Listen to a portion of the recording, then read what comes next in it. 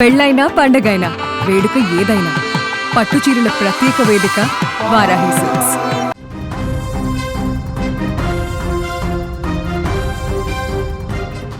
ఒకరు కాదు, ఇద్దరు కాదు, వందలు కూడా కాదు, ఏకంగా 7,000 మంది.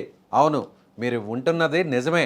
ఏకంగా 7,000 మంది అమాయకపు మహిళలు కాలేజీ విద్యార్థుల ఫోటోలను రహస్యంగా తీసి వాటిని అసభ్యకరంగా మార్ఫింగ్ చేస్తున్న ఒక కీచకుడి భాగోతం గుంటూరు జిల్లాలో బయటపడింది.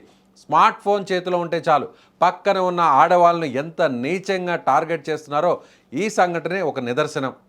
గుంటూరు జిల్లా దుగ్గిరాల మండలం తుమ్మిపూడి గ్రామానికి చెందిన నల్లమామిడి అంజయ్య అనే వ్యక్తి ఈ దారుణాలకు ఒడిగట్టాడు. బస్టాండ్లు, కాలేజీలు, వీధుల్లో నడుచుకుంటూ వెళ్లే మహిళలు అలాగే స్టూడెంట్స్ ఫోటోలను వారికి తెలియకుండా చాటుగా తన ఫోన్లో షూట్ చేసేవాడు. ఆ తర్వాత వాటిని అసభ్యకరంగా మార్ఫింగ్ చేస్తూ పైశాచిక ఆనందం పొందేవాడు.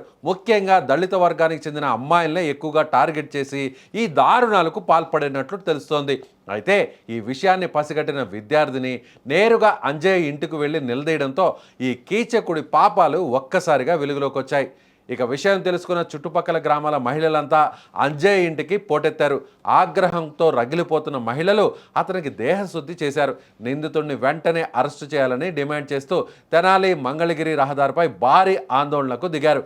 పోలీసులు రాక ఆలస్యం కావడంతో ఆగ్రహించిన జనం నిందితుడిని తీసుకెళ్లి పక్కనే ఉన్న ఒక చర్చిలో బంధించారు.